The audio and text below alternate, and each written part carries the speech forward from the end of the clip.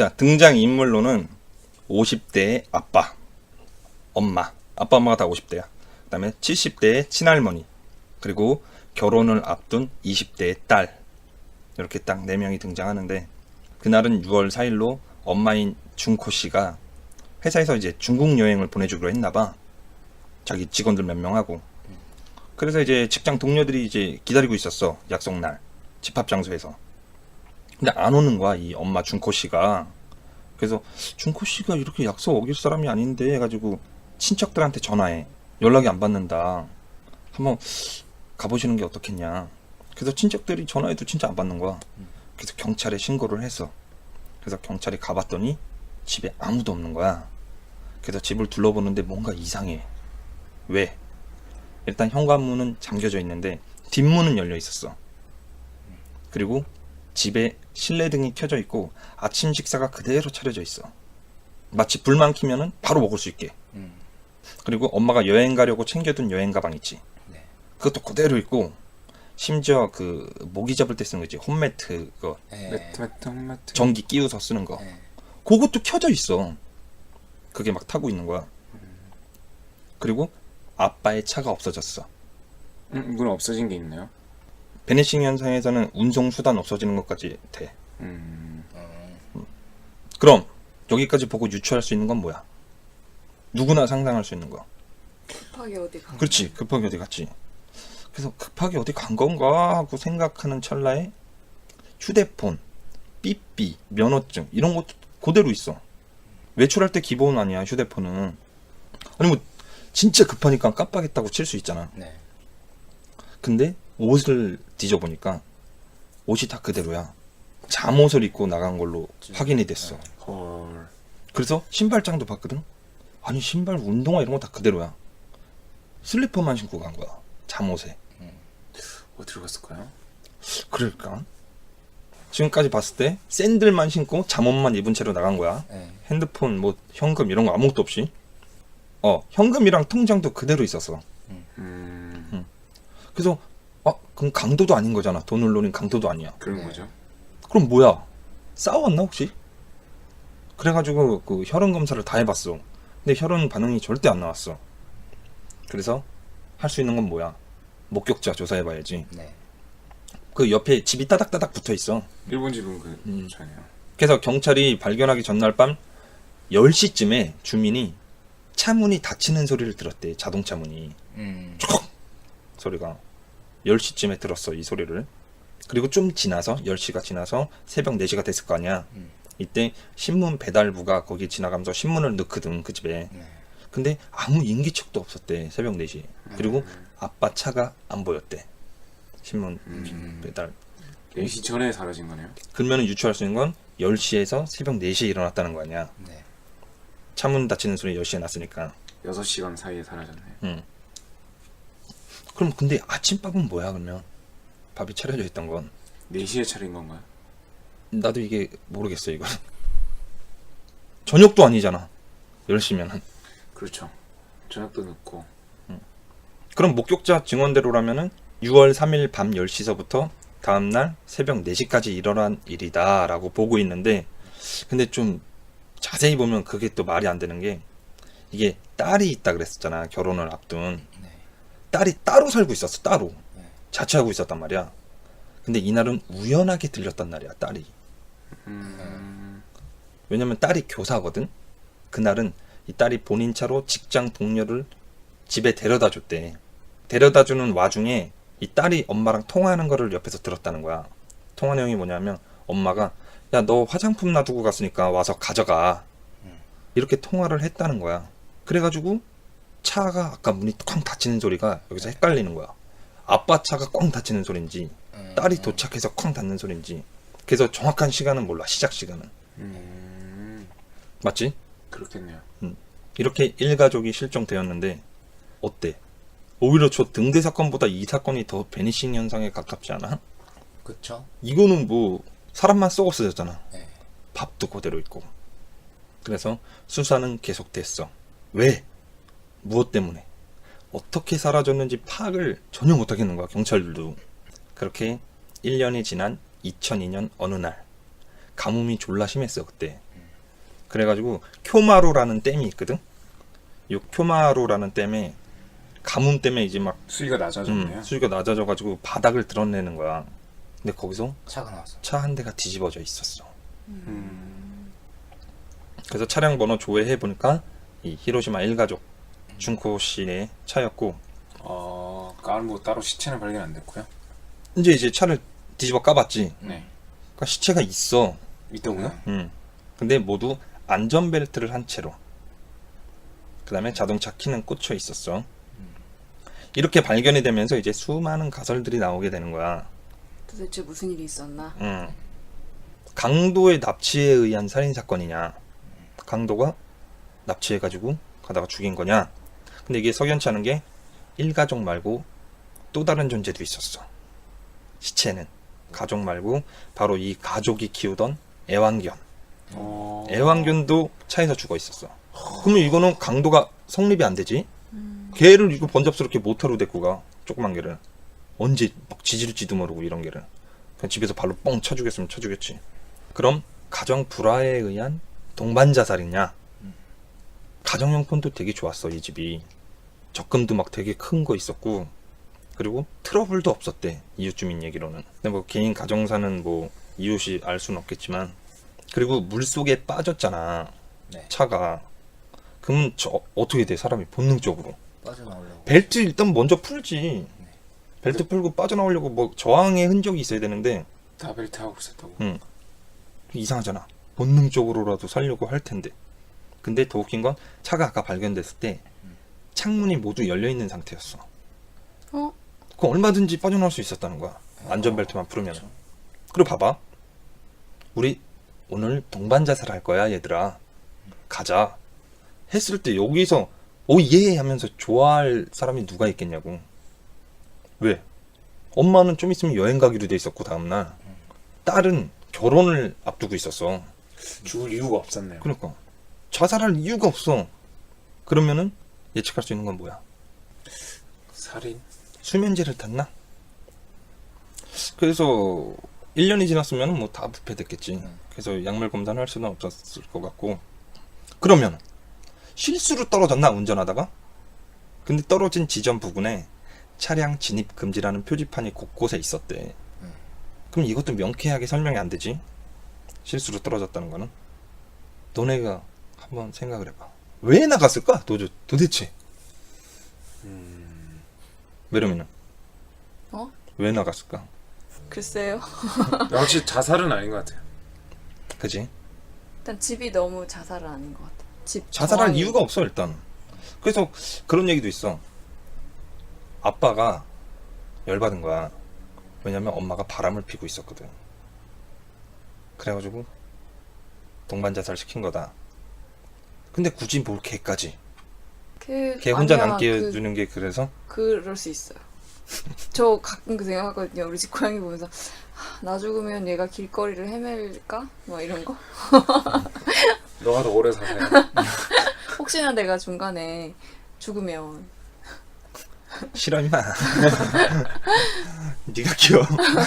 나는 나 죽으면 얘가 혼자 남아서 막 못된 사람들이 얘를 데리고 가면 어떡하나. 길고양이 살인마도 많은데. 저는 동물을 한번 잃고 나서는 못 키우겠더라고. 강대리는 어떤 생각이야? 일단 현관이 잠겨 있었잖아요. 뒷문만 열려 있었어. 뭐 강도가 침입하려는 걸 본 거야. 그래서 뒤로 돌아서 도망 차를 나온 거야? 몰고 이제 급하게 잠옷 차림했잖아요. 슬리퍼 신고. 그거 좀 네, 얘기해봐. 그러다가 강도가 그 모습을 보고 쫓아간 거지. 쫓아가는 와중에 가깝게 쫓아오니까 운전하는 도중에 실수를 해서 빠져버린 거지.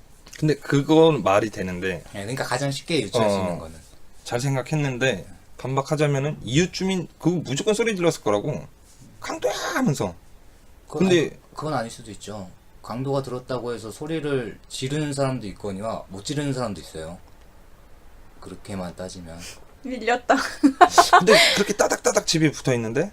아이 따닥따닥이어도 아니면은 이건 좀 말이 안 될 수도 있는데 강도가 현관을 잠그면서 들어온 거지. 세타가야는 그 난리가 나는데 옆집에서 몰랐는데?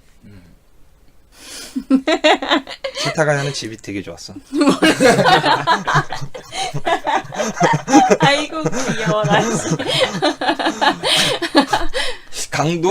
강도가 누군가 침투하는 거를 보고 뭔가 긴박한 상황이었잖아요. 그럴 수 있어. 근데 아빠가 건설업을 종사했대. 네. 그래서 뭐 대금 이런 빚이 문제 많았나? 때문에 야반 도주를 한 건 아닐까? 근데 뭐 돈 굳이 다 내두고 보주가 목적이었으면은 뭐라도 좀 도움이 될 만한 걸 들고 나왔겠죠. 그러니까 그 귀신 또 악마에 의한 네, 귀신 씌인 것 같아요. 냈다. 네, 한꺼번에. 그러니까 귀신이죠. 뭔가에 홀린 듯이. 근데 걔까지 타? 걔는 탈 수도 걔는 있겠다. 뭐 데리고 가면 따라가는 거니까. 사람들 움직이니까 따라서 움직일 수도 있고. 걔는 문제야. 자, 이 사건이 내가 이 얘기를 왜 했냐면 이 사건이 만약 아직까지도 시체가 발견이 안 되고 있다면 오히려 베니싱 현상보다도 더 베니싱 현상 같았을 거야. 네. 그래서 아무 흐트름짐도 없이 증발됐잖아. 사람만 홈매트도 켜져 있는 상태에서 누가 보면 마치 일상생활 도중에 사람만 싹. 매트. 그래서 저 등대 사건도 음. 시체를 못 찾아서 이렇게 미스테리한 거지. 뭐 막 사람이 증발해서 다차원의 세계로 갔다. 이거는 나는 좀 아닌 것 같아. 이상 한 것이었습니다. 수고하셨습니다. 영화에서는 악마가 씌어서 그랬다지만 사랑하는 가족들을 모두 사랑하는 게 이제 실화잖아요. 근데 좀 현실감이 없기도 한데 근데 생각보다 이런 사건들이 되게 많다면서 그래서 제가 준비했습니다. 코너 속에 코너. 알아보겠습니다. 예. 도팔입니다. 이거 웃겼다. 이거 픽사리가 살렸다. 뭔 노랜데? 똘팔입니다. 항상 설명을 들어야 돼. 뭔 노랜데? 예, 그냥 레레레레 무릎입니다. 뭐 그런 노래가 있어요. 네. 아동 어차피- 동요를 많이 들으시나 봐요. 댓글에 올라올 거예요, 댓글에. 아마 다른 분들이 자세히 설명해 주실 거예요. 네. 그래서 제가 준비한 게요. 그 한국의 존속 사례와 자식 사례에 관한 분석입니다. 아, 페류나들. 네. 이걸 찾아보다 보니까 정성국님 외에 5분이 작성한 그 연구 논문이 있더라고요. 그래서 그 해당하는 논문의 내용을 몇 가지 좀 소개해 드리려고 하는데요. 우선 존속 살인죄는 자기 또는 배우자의 직계 존속에 대한 살인으로 일반 사건은 물론 가족 간의 살인 사건 중에서도 죄질이 반인륜적 범죄이고 형량 또한 이제 사용 무기 또는 7년 이하의 징역에 처하고 있다고 합니다. 7년. 네. 전 세계적으로도 일반 살인 사건에 비해서 높은 형량이 부과되고 있다고 하고요. 국내에서 한 해 동안 발생하는 살인 사건이 경찰청 자료를 기준으로 2012년 995건이 있었거든요. 네. 최근에 7년간 연평균 1,100건 정도 발생했다고 합니다. 아, 증가했네. 네. 살인 사건이요. 근데 그 중에 존속 살인은 50여 건. 맞네 그래도. 네. 전체 살인 사건에서 약 5% 정도를 차지하고 있다고 하고요. 이런 비율이 최근 한 7년간 일정하게 유지되고 있다고 합니다. 네. 살해 동기에 있어서는 가족 간의 살인인 경우에 일반 살인 사건에 비해서 가해자의 정신질환과 밀접한 연관이 있다고 하는데요. 존속 살해 중에 정신질환과 연관이 있는 경우가 약 40% 정도 매우 높은 비율을 차지하고 있다고 합니다. 정신질환 있는 사람이. 네. 전체 자식 살해 중에서도 부모가 자식을 살해하는 사건인데요. 중에서도 가해자의 28.7%가 정신질환과 관련이 있었다고 하고요. 이런 결과는 국내 연구 결과를 비롯해서 이제 해외 연구 결과도 유사하기 때문에 우울증과 같은 정신질환을 가진 이제 30대 젊은 어머니에 대한 사회적인 관심 그리고 보건 의료 정책이 필요할 것 같고요. 특히 이제 연구 결과에 의하면 어머니에 의한 자식 살해의 경우에 자살로 이어진 즉 이제 2차 죽음을 막기 위한 산후우울증과 같은 가정 내 정신질환에 대해서 사회적 관심과 국가적 차원의 지원이 필요하다라고 적혀져 있고요. 이제 본론으로 들어가서 말은 쉽지. 존속 살해범에 대해서 좀 분석을 해보니까 가해자의 성별 분석에서는 이제 존속 살해는 아들에 의한 살인이 약 80%, 그리고 나머지가 이제 딸에 의한 존속 살해였고요. 특히 가해자가 아들인 경우 피해자의 부모의 성별에는 크게 변화가 없었지만 가해자가 딸인 경우에는 어머니의 사망이 아버지보다 약 3배 정도 높은 것으로 나타났습니다. 그렇겠지. 이런 결과는 어머니가 아버지에 비해 이제 물리적으로 쉽게 재합이 가능하기도 하고요. 그렇지. 예, 양육 기간이 아버지보다 상대적으로 길기 때문에 이제 원망과 분노 뭐 이런 표출 등 이런 게 이제 아마 많이 나타났다라고 생각이 되고요. 반면에 이제 자식의 살해인 경우에는 가해자와 피해자의 성별에는 큰 차이가 없었다고 하네요.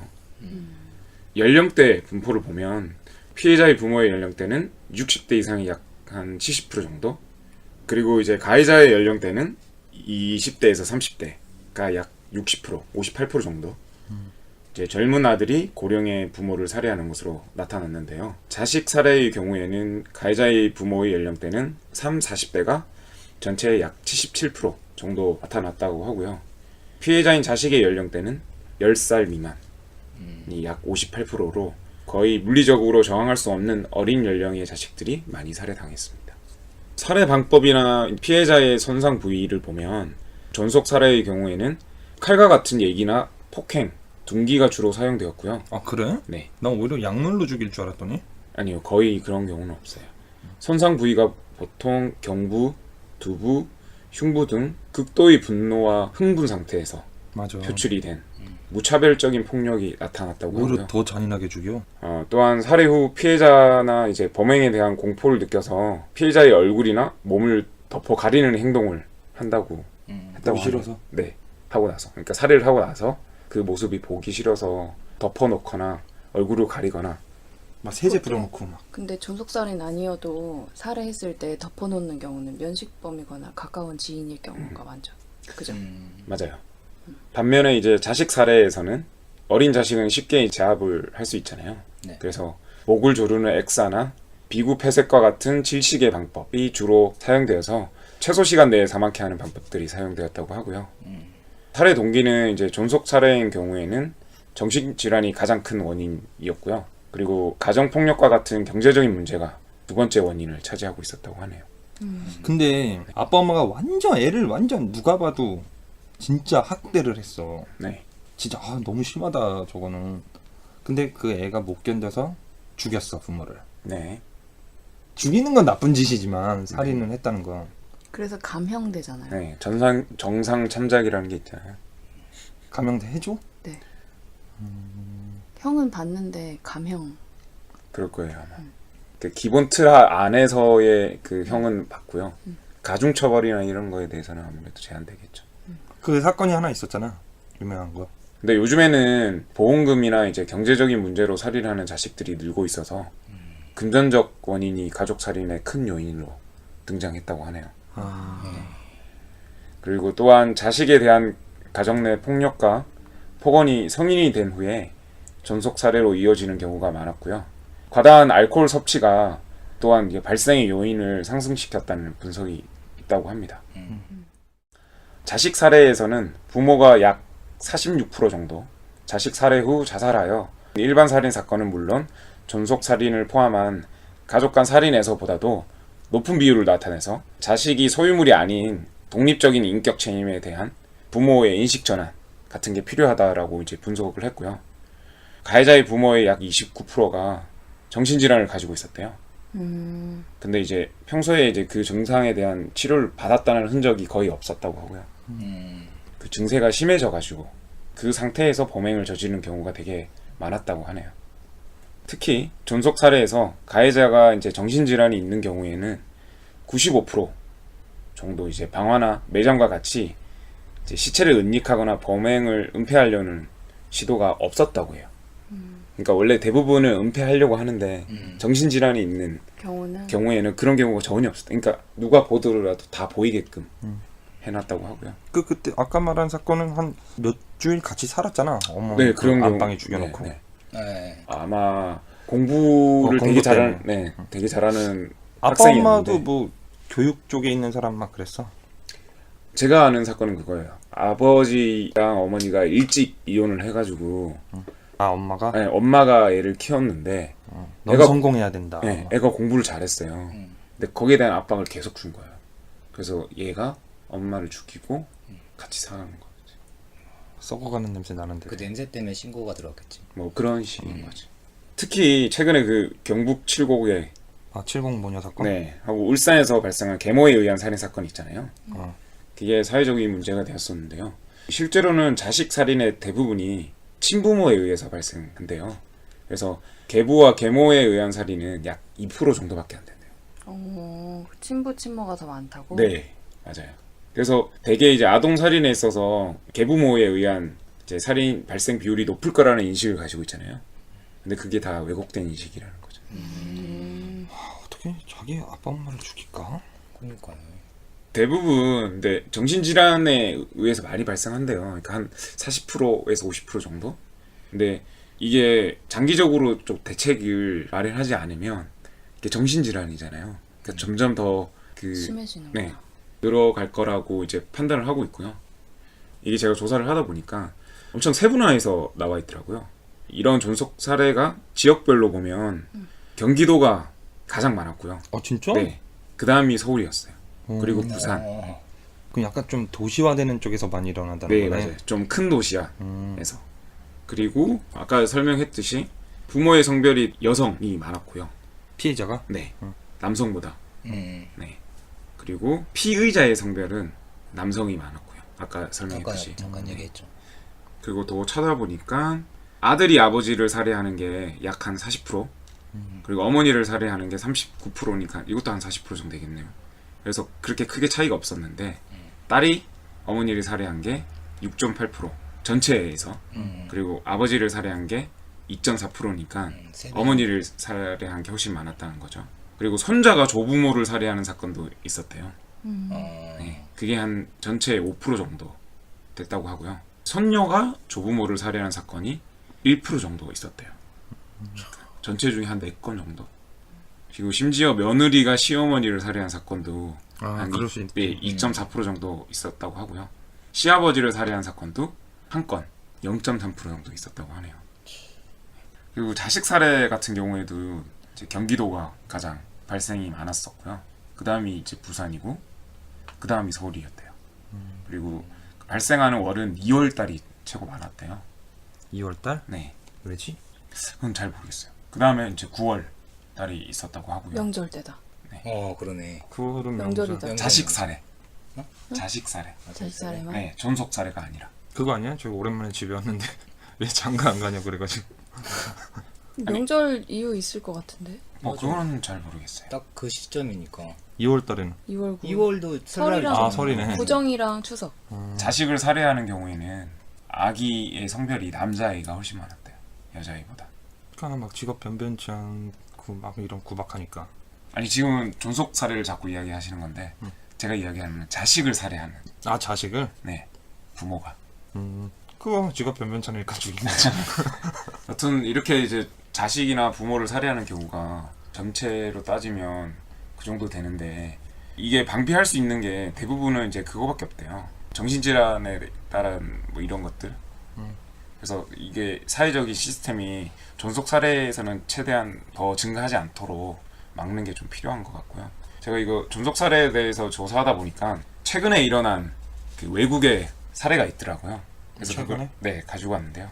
그 2001년에 발생한 사건이고요. 2001년 6월 1일 그 네팔에서 현지 시각 9시 정도에 네팔의 나리안 히티 왕국에서 연회가 열렸어요. 근데 이때 비렌드라 국왕과 아이슈와라 왕비 등이 이제 왕실 가족 등이 대거 참석해서 맞아. 네, 연회를 열었는데요. 이 연회장이 한순간에 피바다가 돼버렸어요. 왜냐하면 디펜드라 황태자라는 사람이 연회장 문을 걸어 잠그고 무장한 채 총으로 제 아버지 비렌드라를 쏴 죽이고요. 그리고 동생인 슈르티 공주, 그리고 숙부인 디렌드라 등 일가족을 총으로 다 쏴 죽이고 왕궁을 나가려다가 심지어 이제 어머니 아이슈라와 왕비와 동생인 나란자 왕자까지 총으로 쏴 죽였대요. 그러니까 거의 일가족을 다 총으로 쏴 죽였다고 하고요. 그리고 자신의 머리를 겨누고 이제 쏘아 자살 기도를 했는데요. 당시 바로 죽지는 않았대요. 병원에 실려가서 3일 뒤에 병원에서 이제 사망을 했고요. 사건이 왜 일어났냐고 그러니까 알아보니까 디펜드러 황태자한테 데비안이라는 그 여자가 있었대요. 근데 이 여자와의 결혼을 아버지가 반대를 한 거예요. 그래가지고 거기에 대한 불만으로 가족들을 죽이게 되었다고 하고요. 근데 이것만은 아니었대요. 디펜드라 황태자가 원래 마약 중독자였대요. 아, 네, 아까 이야기했듯이 약간 정신질환이 있었던 거였어요. 그 당시도 연회장에서 마약에 만취해가지고 그 만취한 상태에서 총을 난사했던 거였고요. 저희도 봤잖아요. 페이스북으로 15세 남녀 커플이 아, 러시아에서 그 여자 쪽 가족 다 쏴 죽이고 반대. 그러고 나서 자살했던. 그걸 페이스북으로 중계했잖아. 네, 자기 그치. 자살하는 모습을. 그쵸. 역대 이렇게 존속 살해를 하는 사람들 보면 왕위 쟁취 그치. 뭐 이런 걸 위해서 보통 많이 하잖아요. 현대로 이제 들어오고 나서부터는 거의 이제 경제적. 경제적인 부분이 큰 부분을 차지하고 그 다음으로 따지면 이제 정신질환, 어렸을 때부터 학대 이런 걸로 인해서 그럼 이런 사도세자 죽인 것도 폐륜 그거야? 그치. 어떻게 보면 그런 거죠. 왕위권 싸움이었죠. 그때 그 분석한 걸 보니까 그 사도세자 쪽으로 모이는 그 신하들이 실제 그 왕의 반대. 반대 세력 되는 세력이었대요. 그래서 그거를 좀 견제하기 위해서 하다 보니까 그렇게 됐다는 이야기가 있더라고요. 근데 사회 시대상 그때는 또 그럴 수밖에 없었던 안타까운 일이 있죠. 네, 그래서 오늘 준비한 내용은 여기까지인데 우리 마지막으로 영화평 간단하게 하고 마무리할까요? 영화 아미티빌 호러 어떻게 보셨습니까? 저는 되게 헐리우드 영화답지 않게 봤어요. 아 그래요? 나는 헐리우드 유령이라 그러면 벌써부터 보기 싫어지거든. 저는 그렇던데. 뭐 유령이 확. 근데 그런 유령처럼은 묘사가 안 돼 있길래. 아 그래요? 그래서 좀 넌 진짜 재밌게 봤는데 너는 별로였나 보다. 저는 뭐 그렇게 막 색다르거나 뭐 이렇다고 느끼지는 못했어요. 혼자 봤어? 그리고 네, 벌써 혼자 봤죠. 개봉 연도가 2005년이니까 12년 전 영화예요. 지금 그렇죠. 와서는 조금 그렇지. 당신은 어쩔 줄 몰라도. 난 정말 추천. 저 그냥 배우가 기억이 남는 정도. 또 배우 네, 아는 배우 나와서 반갑고. 네. 그 정도 그 이하도 그 이상도 아닌. 대리강은 제가 이런 무서운 영화를 잘 못 접하잖아요. 그리고 항상 이런 영화 보고 집에 가면은 귀신이 있나 없나 항상 확인하고 그래서 한번 알아봤어요. 집에 실제로 귀신이 있다면 어떤 증상들이 있는지 진짜. 네, 그에 대해서 한 10가지 귀신이 있는 집은 네, 이런 어떤 증상이 증상들이 보이나? 나타난다. 네. 다들 한번 해보시면 되겠네요. 아, 왠지 네. 중고차 좋은 거 고르는 방법 이런 거 그렇지 같아. 그렇지. 첫 번째는 집에서 원인모를 악취가 난대요. 맞아요. 그 냄새가 특정한 존재가 풍기는 냄새라고 하는데 향수 냄새라든지 담배 냄새, 썩은 고기 냄새가 난대요. 향수 냄새도 나나? 향수 냄새죠? 네, 그런 냄새가 풍긴대요. 집에 방향제 있으면 모를 수도 있겠네요. 일단은 자기 그래도 방향제가 있으면 이 냄새가 항상 같은 냄새야 네. 되는데 어느 다른 날 냄새가 냄새 나는 나는 거지. 거죠. 소름 끼치는데? 집에서는 날 수 없는 냄새. 웬 여자의 향수 냄새가 난다고. 하필 여자예요.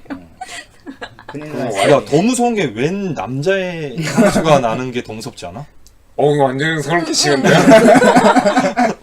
진짜 소름 끼쳤는데. 움찔했어. 네. 그리고 두 번째는 이제 집이 보통 청소만 잘하고 해도 청결하잖아요.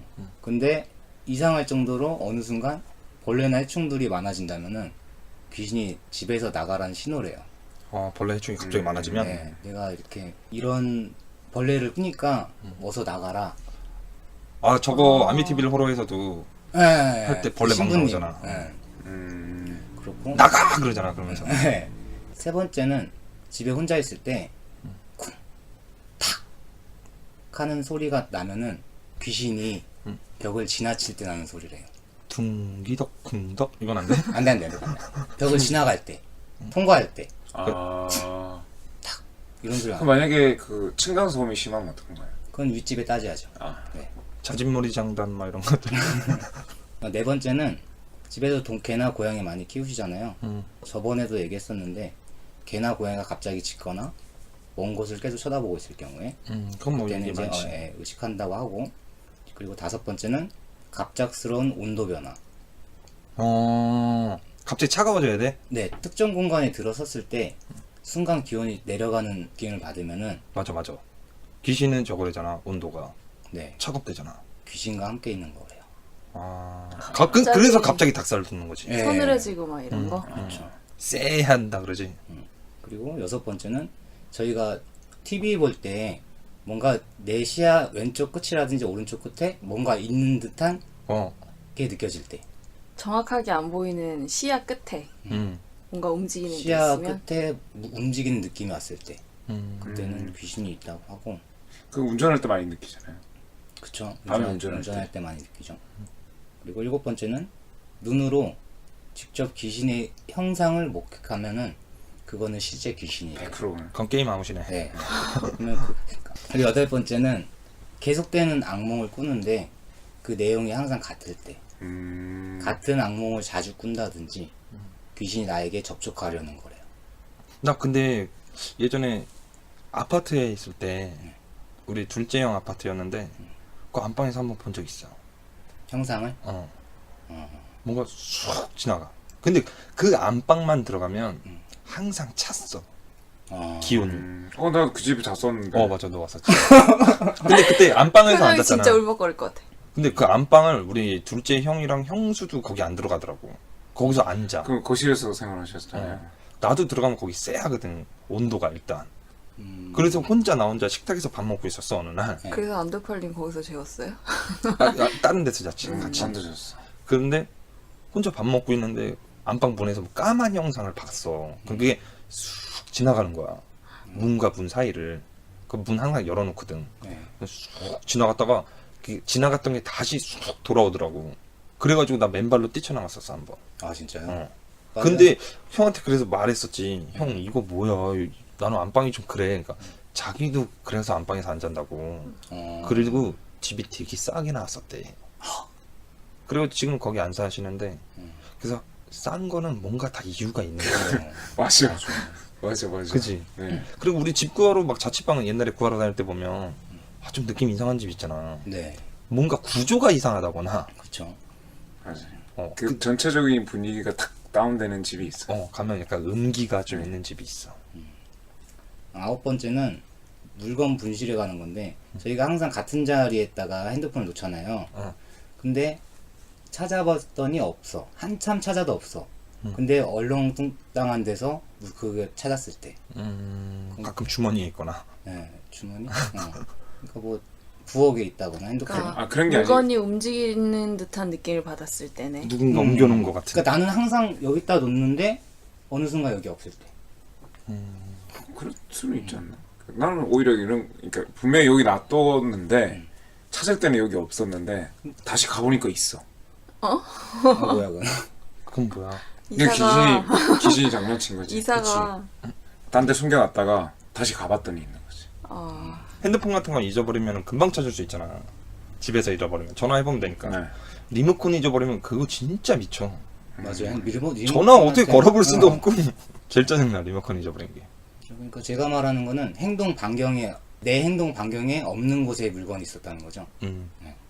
그리고 이제 열 번째는 전기 문제가 일어났을 때 전구가 팍 하고 나가버린다든지 전자기기들이 꺼졌다 켜졌다 한다든지.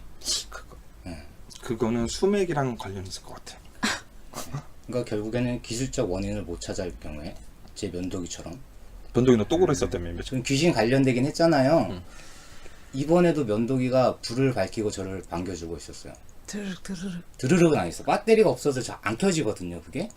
근데 불을 켜고. 조심해. 근데 쟤네 집이 이상한 게 핸드폰도 안 터져요. 네. 전화구가도 엄청 가깝거든요. 조심해. 안 터져. 지도 가게 안 터져. 그래서 내가 봤을 때 무슨 전파를 방해하는 뭐가 지나가나 봐 니네 집 터에. 그래서 가전제품이 오작동 일으키고. 그럴 수도 있는 거. 조심해. 그게 점점 헬스케지나? 그리고 이제 천녀 귀신일 수도 있어. 그래 너네 집도 그리고 되게 싸. 그거 2천만 원밖에 안 한다며. 아니거든요. 훨씬 더 하거든요. 가봤어? 아니요? 어머 거미줄 막. 쥐 있고 막. 그래서 뭐 귀신 들린 집 뭐 알아보는 방법이 10가지 이 정도 되는데 제가 문제 하나 드릴게요. 숨바꼭질에 나오는 집. 그런 집 같아. 아니에요. 농담입니다. 네. 어떤 남자가 심리 테스트야? 네, 어떤 남자가 공동묘지에 다녀왔다가 이제 차에 돌아왔대요. 차에 돌아와서 트렁크를 열었더니 그 트렁크 안에 하얀 국화가 있었대요. 몇 송이 있을게요. 하얀 국화가? 네. 가봐. 한 송이? 나는 국화를 좀 개인적으로 싫어해서 빵송이. 있었다잖아. 있었대요. 있었어야 돼? 빵개는 안 돼요. 나는 국화 되게 싫은데. 그러면은 가득? 한 가득? 한 가득? 저는 한 다발 정도. 한 다발? 응. 아, 그 국화의 수가 내 주위에 있는 귀신의 수래요. 주위에 있는? 네. 나는 그건 셀 수가 없네. 지금 어마어마하게 있는 거에 있습니다. 한 따발로 있는 거고 야씨 나는 저는 한 명만 있는 거예요. 이거 자꾸 심리 테스트 하는데 이거 출처가 어디예요? 심리 테스트 너가 막 출처 지어내는 어디야? 거 아니야 이 새끼야? 지어내는 것 같아. 충분히 너는 몇 개 생각했어? 저요? 응. 저는 하나죠. 에이. 처녀 귀신이라니까. 자, 시끄럽고. 자, 두 번째. 아, 자, 또 있어요? 모두 눈을 감아보세요. 응. 눈을 감고 제가 5초를 셀 테니까 응. 5초 동안 가장 지금 머릿속에 처음으로 생각나는 장소를 생각해보세요. 하나, 둘, 셋, 넷, 다섯. 이거 너무 뻔하잖아. 아, 해봐요. 귀신 있는 장소라고 말할 거잖아요. 하지마. 너무 하지마. 뻔하잖아. 맞지? 안 돼. 이러면 안 되는데. 나는 저거 생각을 나도 그 질문 딱 뻔하잖아. 아니죠. 그래서 나한테 물어보면 나 그거 대답하려 했어. 뭐. 강대리네 집? 강대리네 차? 강대리 사무실? 그러지 마요. 그 강대리 아니, 우리 다 그렇게 이야기했어요. 근데. 아 얘기하지 말지 너. 어? 그렇게 말하려고. 아이 진짜. 그 강대리네 집이 다 있는 거 아니야? 우리 귀신까지. 몰라. 한가득 가라. 그냥 다 거기 있는 거야. 안 강대리니 차에 막 한 다발로 막 귀신이 막 더덕지덕지 붙어가지고. 이제 집에 운전해서 못 간다 이제. 괜찮아요. 저는 불 켜고 자면 되니까. 그래서 영화 어떻게 봤냐고. 아, 영화 저도 재밌게 봤어요. 그 확 무섭지도 않고 저 같은 좀 쫄보가 볼만한 영화였던 것 같아요. 저도 재밌게 봤어요. 재밌어. 그게 악령이 있다는 것 자체도 무섭고 갑자기 나오는 그 귀신들도 좀 무서운데 좀 아쉬운 거는 그런 귀신들의 모습을 지금 우리는 너무 많이 봤잖아요. 막 곡성에도 뿔 달린 악마 나오고 막 이런 거. 그래서 이제 시각적으로는 조금 약했는데 이게 재밌었던 거는 악령이 씌인 아빠가 애들을 막 그러는 거야. 가족들을 해하려고 하는 거잖아. 그러니까 귀신이랑 스릴러랑 좀 합친 느낌이 들어서 아, 그 부분은 되게 참신하다라는 느낌? 물론 실화긴 하지만 그거 부분이 좀 재밌어갖고 그리고 처음에는 아 뭐 뻔하겠지 뭐 이러고 그냥 이것저것 하면서 나중에는 모니터 뚫어져라 보면서 봤어요. 뭐, 나도 어떻게 그래서. 될까. 그래서 아, 몰입감이 있다라고 생각이 몰감은 들었어요. 있었어요. 네. 그러면 비추 하나의 추천 셋? 네. 십니까? 네, 추천. 아, 알겠습니다. 그럼 오늘 영화 추천 3개, 비추천 1개로 마무리하도록 하겠습니다. 저희 다음 에피소드에는 더 재밌고 유익하고 미스테리한 내용으로 찾아뵙도록 하겠습니다. 그럼 안녕.